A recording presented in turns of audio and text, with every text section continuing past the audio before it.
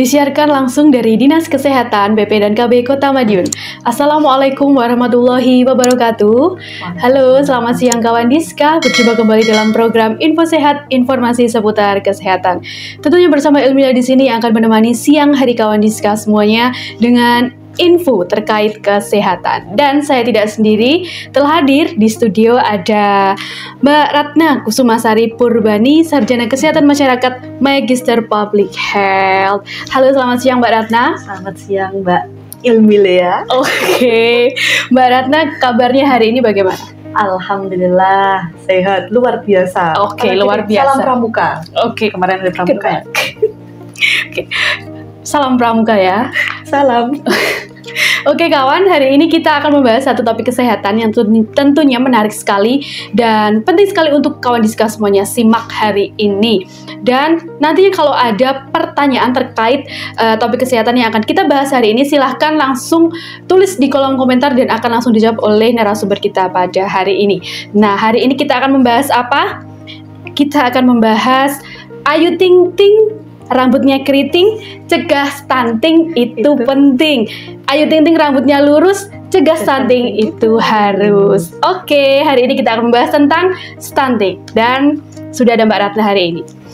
Oke, untuk awalnya nih Mbak Ratna ya, sebenarnya apa sih stunting ini? Mungkin bisa dijelaskan kepada kawan Diska semuanya. Oke, ini kan kayaknya emang lagi naik daun ya, iya. Stunting ya. Di mana dibahas nih ya, stunting. Dibahas ya, nggak ada habisnya ya. Oke. Nah, jadi kalau misalnya menurut kita mengacu pada Peraturan Presiden Nomor 72 Tahun 2021 ya, di mana kemudian stunting itu definisinya adalah gangguan pertumbuhan dan perkembangan yang terjadi pada anak ya, yang itu karena infeksi kronis ataupun ini ya, asupan gizi yang kurang, kemudian dia infeksi yang berulang juga gitu ya. Nah, itu yang ditandai dengan adanya tinggi badan atau panjang badan itu yang tidak sesuai dengan ukuran yang ditetapkan oleh kementerian yang mengampu terhadap kesehatannya, yaitu ukurannya juga itu dikaitkan dengan usia gitu. Jadi ketika tidak sesuai, maka dikatakan stunting. Oke, jadi stunting ini ketika ada keadaan di mana tinggi badan dengan usia ini kurang gitu ya Kak ya? Iya. Oke, nah sebenarnya apa sih yang bagaimana stunting ini bisa terjadi? Nah, ini ya awal mulanya. Jadi kalau misalnya kan saya technical assistant ya, jadi Oke, tadi belum saya kenalkan nih ya. Aduh, ini gak lupa. Mbak Ratna ini sebagai technical assistant Satgas Percepatan Penurunan Stunting di Kota Madiun. Gitu ya Mbak Ratna. Iya. Okay. Jadi kami itu utusan dari BKKBN gitu ya, yang kemudian kebetulan ya diamanahi gitu ya sebagai kemudian ketua pelaksana dari Percepatan Penurunan Stunting. Kemudian dari sana mereka membentuk gitu ya, membentuk yang namanya Satgas ini untuk kemudian membantu pelaksanaan percepatan penurunan stunting di tingkat kabupaten kota, provinsi maupun juga pusat, seperti itu Mbak. Nah, ini gimana kemudian terjadinya stunting gitu ya. Jadi kalau BKKBN itu kemudian lebih berfokus bagaimana untuk mencegah gitu ya. Sedangkan kalau misalnya sudah jatuh stunting, untuk kemudian bagaimana asupan gizi dan sebagainya, itu ditangani oleh bidang kesehatan, seperti itu. Nah, terjadinya stunting ini adalah proses yang tidak secara tiba-tiba begitu nggih. Jadi kita bisa terjadi gitu ya dari usia remaja terlebih dahulu, atau misalnya calon pengantin kalau dari sini, dimana kemudian asupannya juga harus dijaga gitu ya, ukuran lingkar lengan atasnya, kemudian kadar HB-nya gitu ya. Nah, itu harus sesuai gitu ya sebelum dia akan memproduksi yang namanya janin gitu ya, maksudnya di perutnya gitu. Nah, itu sudah mulai resiko ketika kemudian kurang, misalnya lingkar lengan atas kurang dari 3,5, kemudian HB-nya gitu ya kurang dari 11 kayak gitu. Nah, itu terus gimana kalau gitu ya dari catin ini. Jadi kalau misalnya menikah ya udah tetap menikah lah ya gitu ya. Tapi nanti bisa kemudian diminta untuk ini tidak memiliki anak dulu gitu ya. Sebelum tadi kalau misalnya indikatornya itu dia ada yang kurang, berarti bisa kemudian diperbaiki dulu, baru kemudian memprogram untuk memiliki anak gitu. Nah, itu kemudian nanti dari anaknya, kalau anaknya kemudian sudah ada gitu ya di kandungan, nah itu bagaimana kemudian menjaga asupan si ibu gitu ya, karena dia sekarang kan diserapnya oleh dua ya, tubuhnya sendiri dan juga janin gitu. Nah, jadi 1000 HPK gitu, 1000 hari pertama kehidupan, dimana 1000 itu adalah usia 9 bulan 10 hari di dalam kandungan, kemudian setelah dilahirkan sampai usia 23 bulan. Nah itu kalau dihitung nanti 1000 hari gitu Mbak Mira ya. Oke Mbak Ratna. Gitu ya, jadi terjadi stunting ini berarti bukan hanya dari bayi lahir, tetapi dari awal mulai kehidupan gitu ya Kak ya. Jadi dari mulai catin kemudian menikah, mempunyai anak, hamil gitu. Berarti dari situ ya Kak ya. Prosesnya itu dari situ, bukan dari ketika bayi ini sudah lahir, berarti gitu ya. Kemudian dilanjutkan ketika sudah lahir, kemudian pola asuhnya gitu ya. Kalau misalnya tadi lahirnya ternyata BBLR ya, atau bayi berat badan lahir rendah gitu ya, berarti kan kurang dari 2,5 kg. Nah itu juga bisa mengakibatkan resiko gitu ya ke stunting. Jadi tergantung bagaimana pola asuh dari orang tuanya atau pengasuhannya gitu ya. Kemudian ini kemarin karena kemudian banyak faktor ya, di tingkat pusat maupun provinsi coba kemudian mengelompokkan gitu ya jenis faktor resikonya itu ke dalam 4 gitu. Yang pertama adalah terkait dengan pola asuh, karena kebanyakan yang ditemukan gitu ya, karena pola asuh yaitu bagaimana kemudian kasih sayang diberikan gitu ya. Terus asupan makanannya itu adekuat atau tidak gitu ya, maksudnya banyaknya, kemudian jenisnya yang diberikan, apakah protein hewaninya itu selalu diberikan gitu ya, karena kan untuk tadi tinggi badannya itu tadi gitu ya. Jadi pola asuh. Kemudian yang kedua adalah ada tidak penyakit penyakit penyertanya gitu. Jadi kalau misalnya dia ternyata TB gitu ya, kemudian atau penyakit yang lain, nah itu bisa kan berpengaruh juga. Kemudian yang ketiga terkait dengan faktor ekonomi. Jadi bagaimana kondisi keluarga itu untuk mampu memberikan gitu ya, menyediakan makanan yang memang cukup gitu gizinya untuk si anak itu. Kemudian yang keempat terkait faktor sensitif, kalau misalnya dibilangnya yang lain ya, sensitif yang lain terkait dengan bagaimana jambannya, sanitasi rumahnya gitu ya. Kemudian yang lain itu, maksudnya yang di luar dari ketiga tadi. Jadi ada 4 itu kurang lebihnya pengelompokannya. Oke, jadi tadi disebutkan dari Mbak Ratna ini adalah faktor ekonomi. Apakah juga mempengaruhi anak ini bisa menjadi stunting? Ya bisa, karena kan kalau misalnya faktor ekonomi itu kan tetap mempengaruhi daya beli mereka gitu ya. Sedangkan yang kita tahu adalah faktor risiko ke stunting itu adalah asupannya kan harus terpenuhi yang namanya protein hewani. Nah itu kan harus double protein bahkan ya. Ya kalau misalnya kita mau ambil yang paling gampang adalah 1 hari itu paling tidak ketika sudah MPASI gitu ya, 1 hari itu anak bisa minimal adalah 1 telur atau 2 gitu ya. Kalau misalnya mau lebih mantap lagi ya dia itu kalau misalnya sudah bisa terpenuhi itu bagus. Kecuali kalau yang dia punya alergi, nah itu bisa diganti oleh apa gitu ya. Kita cari yang memang mudah ditemukan saja gitu. Seperti ikan lele gitu ya. Ikan lele itu ternyata proteinnya tuh banyak loh, dan itu bisa memenuhi tadi untuk mencegah ke stunting itu. Jadi jangan gengsi gitu ya, maksudnya ibu-ibu semua kadang gini, makanannya kok lele terus gitu, atau misalnya mau ganti salmon yang mana dan sebagainya gitu. Padahal lele saja tuh tinggi protein gitu ya Kak ya. Itu udah cukup untuk memenuhi gizi yang ada di anak itu.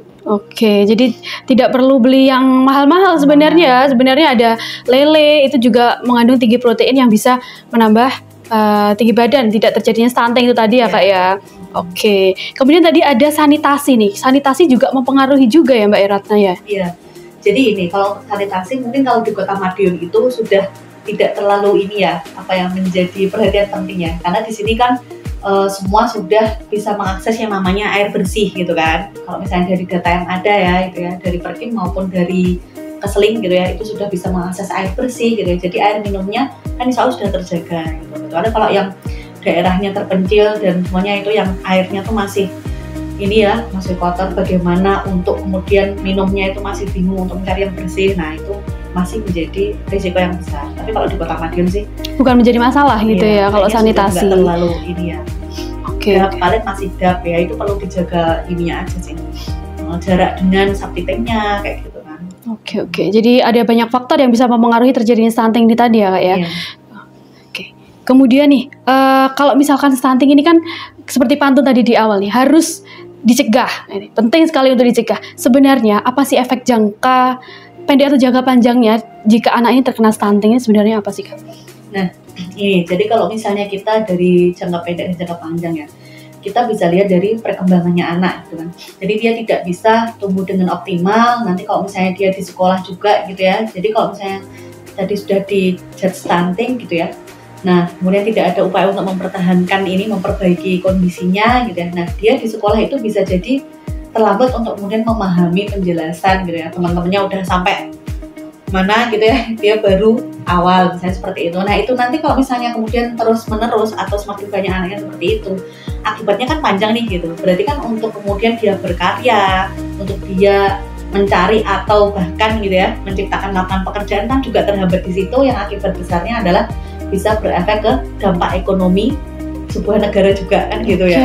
Gitu. Tidak, kerugiannya banyak nih. Oke, jadi kerugiannya juga mempengaruhi tentang kecerdasan IQ anak itu juga ya kayak stunting ini.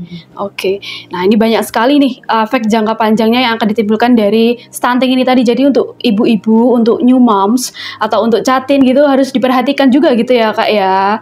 Untuk bagaimana nantinya bisa menjadi ibu yang baik, orang tua yang baik untuk anak-anaknya. Nah, untuk selanjutnya nih Mbak Ratna nih, sebenarnya strategi percepatan penurunan stunting ini seperti apa sih? Nah, kalau strategi, karena tadi ya, kembali lagi, kalau misalnya kita menangannya sudah terlanjur terjadi kan, berarti kan agak terlambat gitu ya. Makanya kemudian ada yang namanya intervensi hulu gitu ya, dimana kemudian catin ini juga digencarkan gitu. Paling tidak dihimbau untuk menjaga asupan gizinya gitu ya. Nah, kemudian juga untuk ibu hamil. Jadi harapannya ibu hamil itu ketat gitu ya dalam menjaga asupan gizinya gitu ya. Jadi harus terpenuhi semua gitu kan.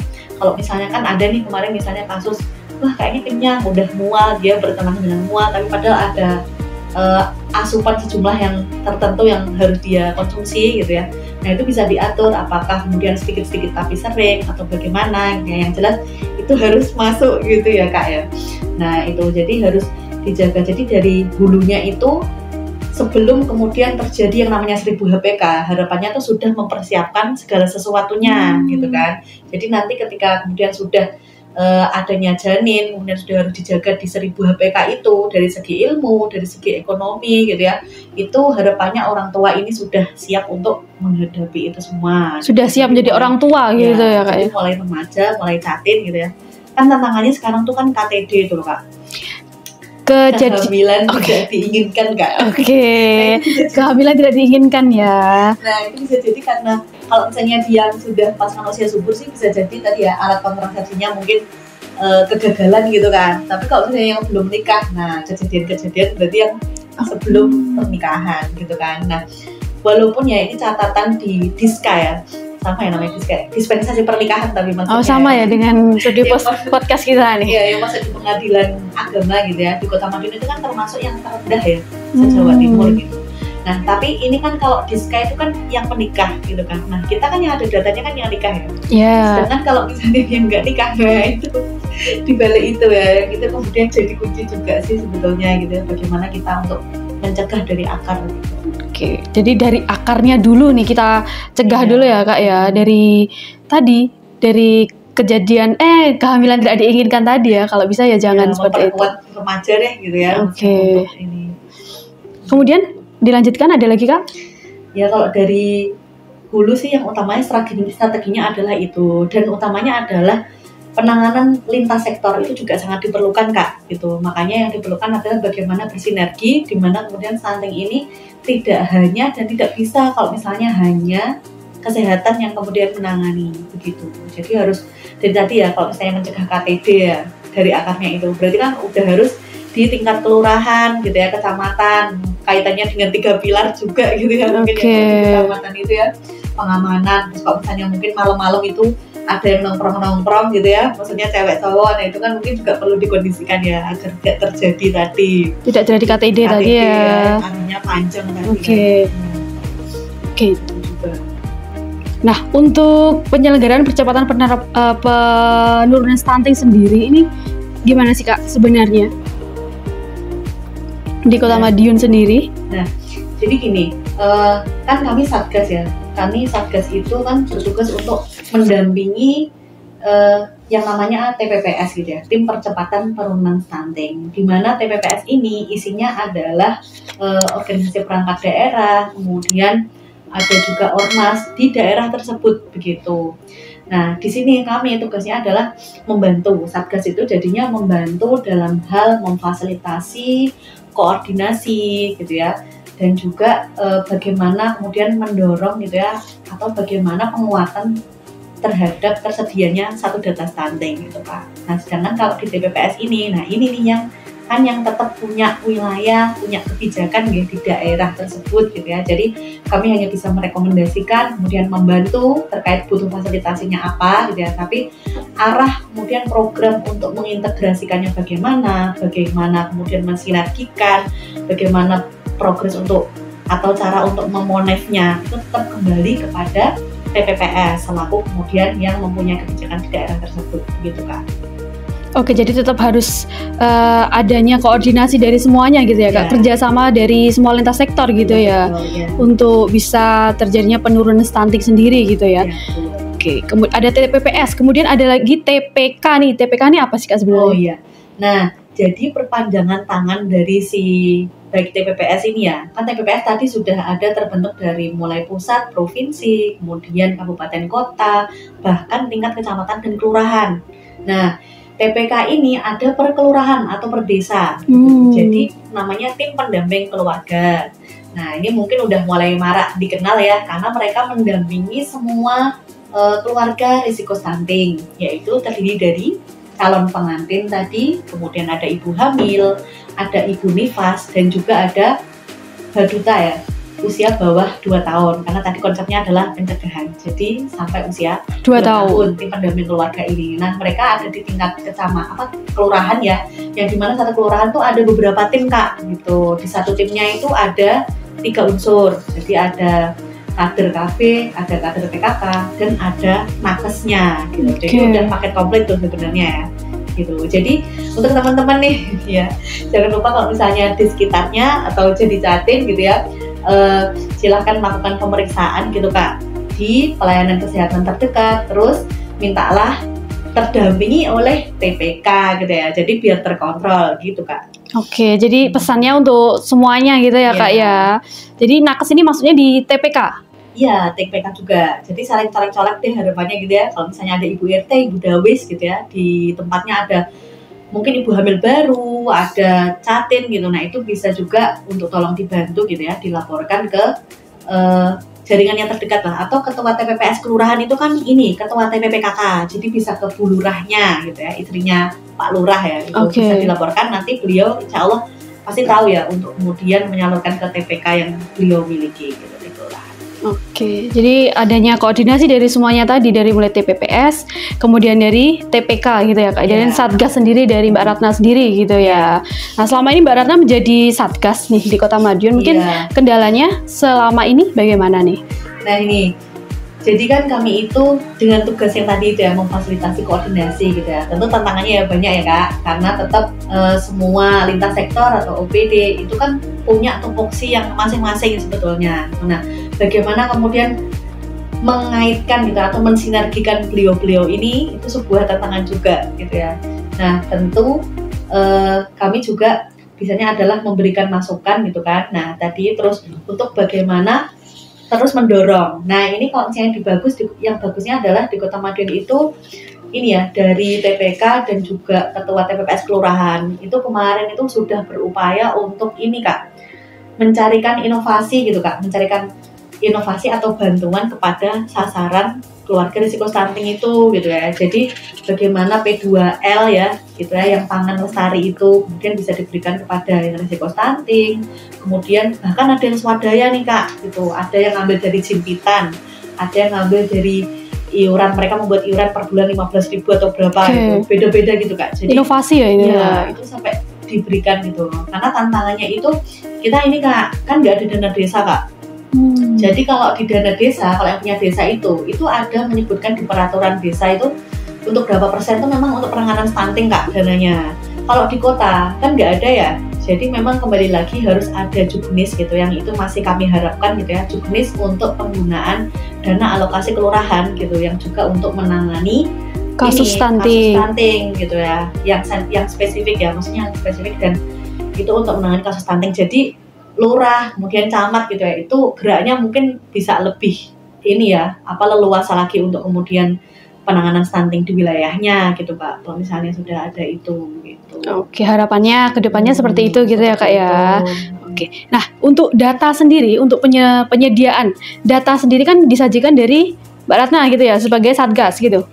Gini, jadi kalau misalnya kalau misalnya kan dari TPK kan mendampingi, yang didampingi itu kan keluarga risiko stunting. Keluarga risiko stunting. Keluarga risiko stunting kan dengan yang kriteria tadi ya, dari calon pengantin, kemudian ibu hamil, ibu nifas, dan juga baduta. Nah itu basis datanya itu memang ada namanya PK, dari PK, pendataan keluarga gitu, yang ada di UPDKP. Jadi kalau di sini di bidang KP itu ada PK gitu ya. Cuman memang kita tantangannya adalah PK itu menjadi basis data gitu ya. Namun di lapangan tuh kadang kita menemukan sudah banyak berubah Kak, karena kan prosesnya dari entry, kemudian verif, terus kembali ke lapangan lagi, itu kan kadang sudah berbeda ya. Jadi sasarannya tetap tadi, catin ibu hamil, ibu nifas, dan baduta balita. Nah itu kita dapat gini Kak, kalau catin kita selama ini kalau yang masuk ke dinas itu kan yang laporan dari KUA. Berarti kan itu kan yang sudah menikah gitu Kak. Nah kita terlambat ketika kemudian nyegatinya itu baru di kecamatan gitu. Jadi yang paling efektif adalah di tingkat kelurahan ketika si catin ini lapor pada Modin. Nah itu Modinnya ini sudah kita dorong ya, sama TPK itu ada terjalin komunikasi aktif gitu ya.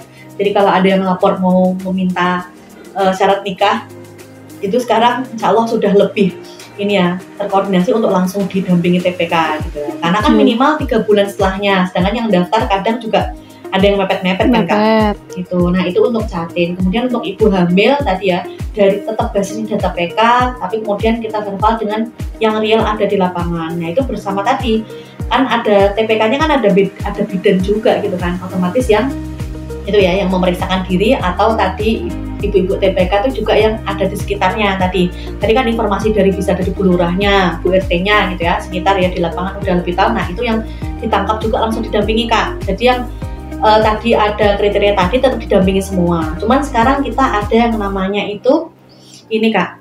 Jadi dilihat faktor risikonya. Kalau misalnya didampingi pertama, kemudian diidentifikasi ya yang berisiko itu. Nah itu nanti yang kemudian diprioritaskan mendapatkan pendampingan ulangan gitu Kak. Gitu sekarang Kak. Oke. Nah nih banyak sekali ya berarti kayak gitu ya. Oke. Kemudian kalau berbicara data nih Kak Ratna ya, untuk di Kota Madiun sendiri saat ini untuk stunting itu datanya seperti apa? Mungkin dimulai dari nasional, Jawa Timur, kemudian ke Kota Madiun. Oh, angka prevalensi ya. Oke. Nah itu gini Kak, kita tuh kemarin sempat ini ya, yang agak ramai tuh antara data survei status gizi Indonesia gitu ya, yang nasional dipakai itu, sama yang dari EPPGBM, itu yang daerah yang pakai ya, elektronik pencatatan dan pelaporan gizi berbasis masyarakat. Nah itu yang ada dilakukan di Posyandu oleh OPD masing-masing ya, dinas kesehatan gitu. Nah itu kalau misalnya trennya itu, kalau Kota Madiun itu kan mengalami penurunan selalu gitu ya. Kalau setiap tahunnya? EPPGBM. Oke. Ya. Tapi kalau dari SSGI, nah itu kemarin tuh ini ya.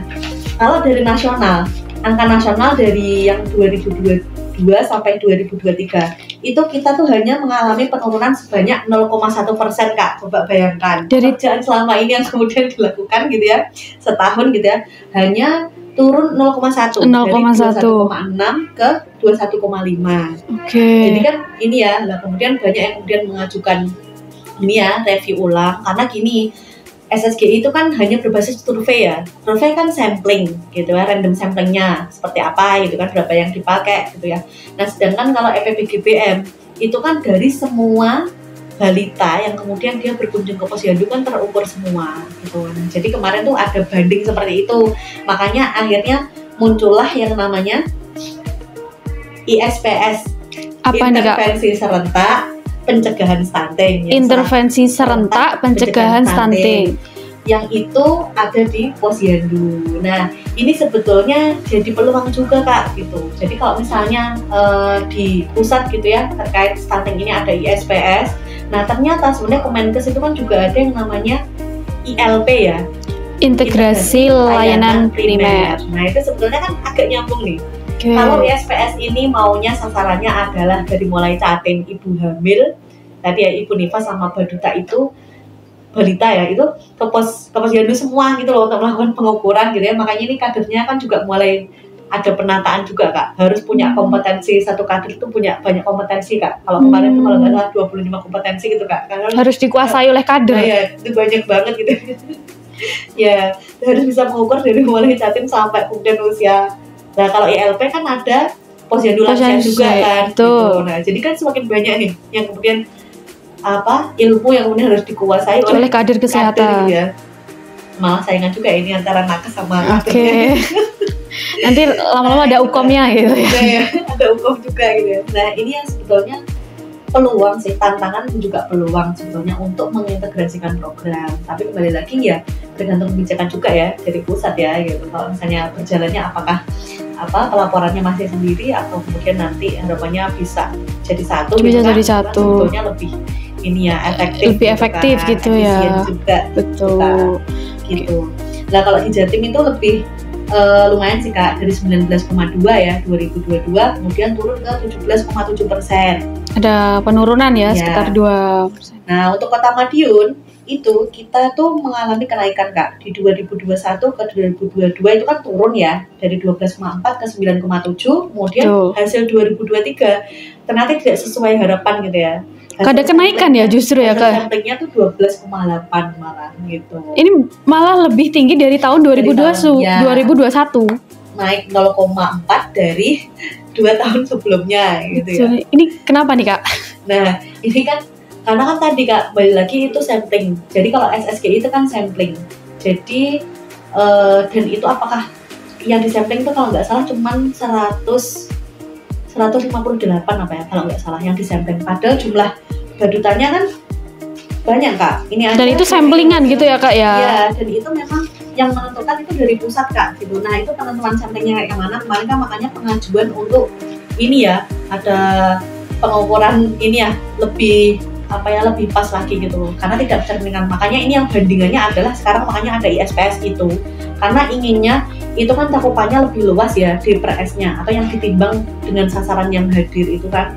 Nah itu harapannya kan lebih valid ya, maksudnya bisa lebih valid lagi sehingga bisa kemudian diklaim gitu ya. Kalau misalnya DPRS itu bisa mencapai 90% itu tadi. Nah itu kita bisa mengklaim bahwa hasil dari prevalensi stunting itu lebih bisa dipakai dari EPPGBM daripada SSGI yang hanya sampling tadi. Gitu. Nah ini juga gini, kemarin di SPS yang awal ya di bulan Juni hasil saya konfirmasi ya kepada seksi pengampunya gitu. Karena ini dari si gizi terpadu tuh webnya bisa dipantau secara ini Kak, real time Kak. Real time bisa ya? Oke. Itu open access gitu ya. Itu bisa dipilih kan Kota Madiun, bahkan ada per kecamatannya juga. Nah itu di bulan Juni. Nah jadi sekarang itu per bulan itu harus punya data prevalensi stunting Kak gitu. Nggak kayak dulu. Kalau dulu kan ada yang namanya bulan timbang. Betul. Datanya itu Februari dan Agustus. Nah sekarang itu kita per bulan Kak, dari per bulan Juni gitu. Jadi Juni kemarin itu prevalensinya kita tuh 5,07. Jadi itu agak naik dari EPPGBM yang sebelumnya ya, Februari itu 4,56, kemudian di Juni itu 5,07. Nah itu capaian persentase penimbangannya adalah 96%, 96,22%. Terus di Juli ternyata alhamdulillahnya tuh ada penurunan, yaitu menjadi 4,54%. Dengan ini ya DPRS-nya adalah 96,15%. Ya turun sedikit dari capaian yang kemudian ditimbang, tapi ternyata prevalensinya juga alhamdulillah turun.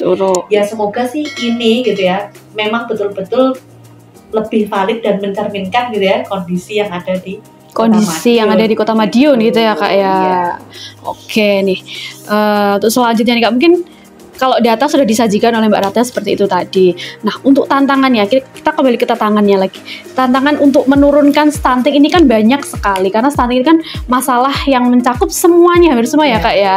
Ini kalau tadi disebutkan dari Mbak Ratna adalah perlunya koordinasi antar OPD gitu ya. Semuanya harus bekerja sama lah. Kalau dari segi keluarga, ini sebenarnya kalau misalkan stunting ini, adakah yang merasa kalau anaknya sudah dikatakan stunting, ini orang tuanya adakah yang marah atau bagaimana?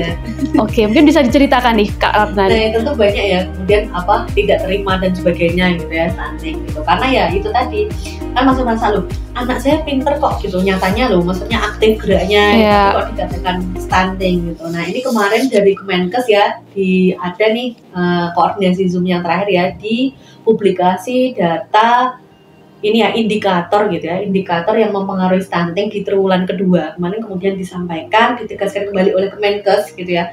Karena kemudian kita kan untuk menjustifikasi itu perlu sesuatu yang terstandar gitu Kak. Gitu. Jadi kalau misalnya mau nggak terima terkait ya anakku pinter gitu ya, atau mungkin ini tapi dia pinter kok walaupun tinggi badannya mungkin nggak sesuai, nggak kurang gitu ya, kurang dari SD yang ini ya yang ditentukan gitu kan, dia pinter kok lincah gitu ya, terus kembali udah bisa gini kognitif motorik gitu, itu sebenarnya juga berpengaruh Kak, tapi kita tidak bisa menstandarkan ya, itu secara dari WHO juga itu kemarin disampaikan seperti itu gitu ya. Terus segi pinter ini menurut siapa, kan juga nggak ada ukuran yang kemudian baku gitu, sehingga kemudian yang dikatakan stunting kembali lagi adalah sesuai standarnya, yaitu untuk tinggi badan atau panjang badan itu per usianya gitu Kak. Jadi itu yang mungkin perlu kemudian terus menerus gitu ya digaungkan kepada masyarakat juga gitu ya, sehingga ketika dikatakan seperti itu, kalau misalnya anaknya tuh masih di bawah 2 tahun Kak, itu masih peluang untuk kemudian merubah kondisinya gitu. Jadi dengan perbaikan pola asuh, kemudian asupannya tadi gitu ya, itu kita masih bisa berjuang di usia 0 sampai 23 bulan gitu. Kalau sudah lebih dari itu, udah 24 bulan ke atas ini, itu kalau berdasarkan penelitian itu, jadi struktur otaknya tadi, karena kan terkait dengan kecerdasan ya, dan juga perkembangan ekonomi negara kita juga gitu ya. Jadi kan saraf-sarafnya kalau misalnya harusnya banyak cabang itu, kalau usia di bawah 2 tahun itu kita masih bisa memperbanyak cabang di otak itu Kak, gitu, dengan memperbaiki tadi semua. Nah kalau sudah usia 2 tahun ke atas, itu ibaratnya tuh sudah mampat gitu ya, maksudnya sudah jadi gitu. Kalau misalnya kita mau menambah cabangnya lagi gitu, itu sudah ini ya, sudah terlambat gitu ya kalau dari penelitian gitu. Jadi yang bisa adalah kalau udah di atas 2 tahun itu, kita hanya bisa mempertahankan kondisi dia gitu ya, agar tidak lebih jatuh lagi ke yang namanya gizi buruk, kemudian ini ya kwashiorkor gitu ya, itu juga kita pertahankan. Jadi mempertahankan aja biar dia nggak jatuh ke status gizi yang kemudian lebih buruk lagi gitu Kak. Oke, ini pentingnya informasi ini ya buat semuanya juga ini. Jadi jangan merasa kalau misalkan sudah dikatakan anaknya stunting terus mutung gitu ya Kak, jangan seperti itu. Jadi harus lebih semangat sebagai orang tua untuk bagaimana caranya agar anak ini bisa naik gitu ya Kak ya, secara tinggi badannya gitu. Oke, kemudian Kak, untuk cara mengendalikan kasus stunting sendiri ini sebenarnya seperti apa? Nah ini gini, kalau tadi kaitannya dengan lintas sektor, kita juga mengenal yang namanya intervensi ya. Intervensi itu ada 2 judulnya, spesifik dan sensitif kalau untuk stunting. Nah spesifik ini adalah yang terkait dengan kesehatan secara langsung gitu Kak. Jadi kayak misalnya tadi asupan gizinya, kemudian pengukuran dari segi risiko dan sebagainya, itu yang didapatkan bisa dari dinas kesehatan ataupun di bawah ya puskesmas dan sebagainya itu. Nah kemudian yang namanya intervensi sensitif, nah ini yang kemudian sebetulnya lebih besar nih. Kalau misalnya dari Perpres tadi, itu panduannya kalau intervensi sensitif itu malah punya pengaruh yang lebih besar, yaitu 70% Kak, sedangkan yang kesehatan tuh 30%. Sebetulnya begitu gitu. Makanya ini bagaimana kemudian meningkatkan awareness bersama gitu ya, bahwa kemudian stunting itu tidak hanya punyanya kesehatan gitu. Nah 70% ini apa gitu ya. Nah itu kita bisa dari tadi ya, bagaimana kondisi sanitasinya gitu ya. Kalau misalnya kita kaitan dengan bantuan yang selama ini ya, ada audit kasus stunting juga gitu ya, itu yang kita dampingi bersama. Nah itu terkait bagaimana kemudian mengkolaborasikan dan mensinergikan gitu ya, yang intervensi sensitif ini untuk sama-sama. Itu misalnya kalau misalnya dari Dinas Ketahanan Pangan dan Pertanian itu punya P2L, kemudian punya program ternak kolam ikan, yang budidaya ikan ya itu dan sebagainya, itu punya itu. Nah itu kan bisa kemudian dijadikan bantuan juga gitu ya, prioritasnya untuk ke yang risiko stunting. Kemudian ada bantuan sosial yang di PKH, kemudian di Dinsos gitu ya, kemudian untuk bagaimana perlindungan anak gitu ya, kalau tadi yang ada yang KTD tadi gitu. Nah itu juga bisa ke sana gitu ya.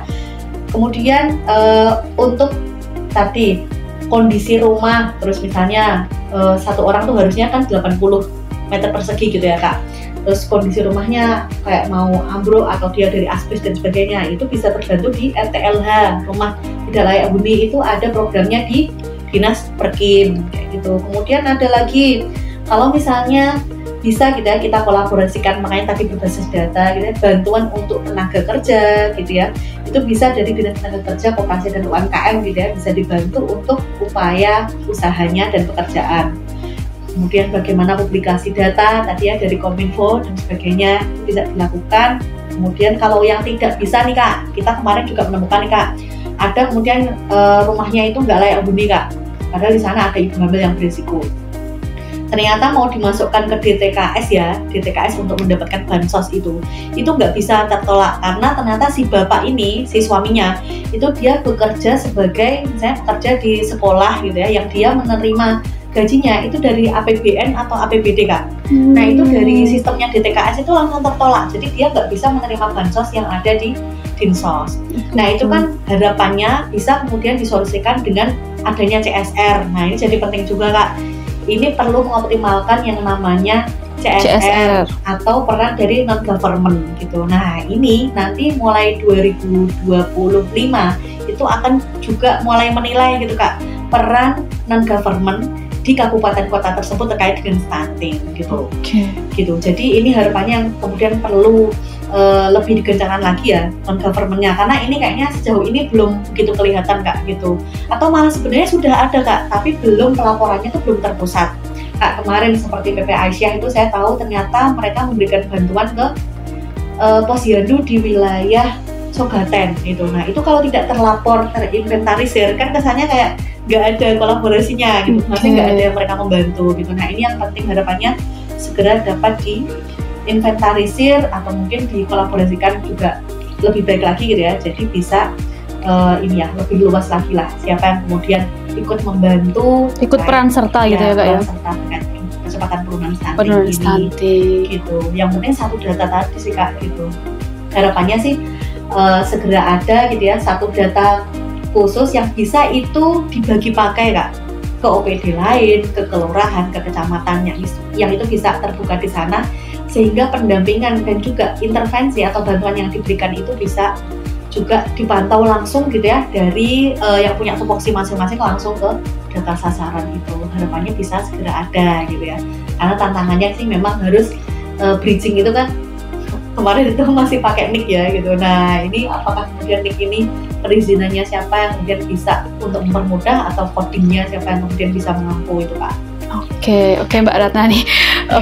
Tadi disebutkan bahwa intervensi ini bukan hanya dari kesehatan, tetapi 70%-nya ini justru di luar kesehatan itu tadi, dari semua yang sudah disebutkan Mbak Ratna tadi, dan harapannya pun juga sudah disebutkan oleh Mbak Ratna.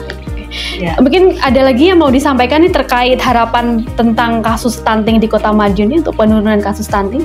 Ya, harapannya yaitu tadi Kak, bagaimana kita semua gitu ya yang kemudian sudah melakukan upaya gitu ya, bersepak terjang gitu ya terhadap stunting ini gitu ya, harapannya bisa lebih dikolaborasikan lagi, disinergikan lagi gitu ya dengan data sasaran yang terpusat gitu ya, sehingga kemudian semuanya atau intervensinya memang kemudian ada kebijakan juga Kak gitu. Harapannya ada kebijakan, karena itu ternyata kembalinya ke daerah gitu Kak, misalnya untuk memprioritaskan tadi ya dengan punya ibu hamil, terus yang punya baduta, itu harapannya memang bisa diprioritaskan gitu ya intervensinya di dalam tadi OPD-OPD yang memang punya intervensi tadi masing-masing. Oke, diharapkan semuanya berperan serta dalam penurunan kasus stunting itu sendiri gitu ya Kak Ratna ya.